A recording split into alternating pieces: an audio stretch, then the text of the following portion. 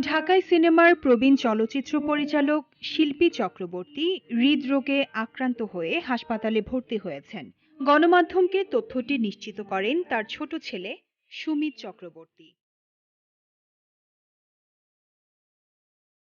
সম্প্রতি গণমাধ্যমকে তিনি বলেন, বাবা বর্তমানে রাজধানীর ন্যাশনাল মেডিকেল কলেজ হাসপাতালে ভর্তি আছে। এখন তিনি কিছুটা সুস্থ, তবে তার ডান পাশটা দুর্বল হয়ে পড়েছে। ঠিকমতো কথাবার্তা বলতে পারছেন না। চিকিৎসকদের পর্যবেক্ষণে আছেন এই পরিচালক।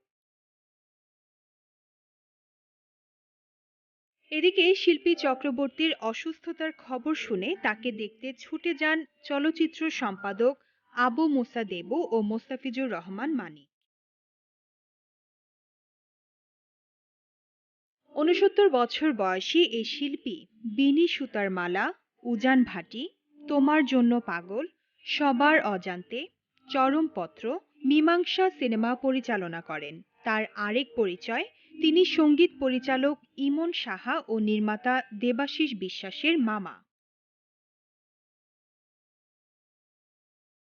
জানা যায়, প্রয়াত আজিজুর রহমানের সহকারী হিসেবে ক্যারিয়ার শুরু করেন শিল্পী চক্রবর্তী। পরবর্তীতে সিবি জামানের সহকারী হিসেবেও কাজ করেন তিনি।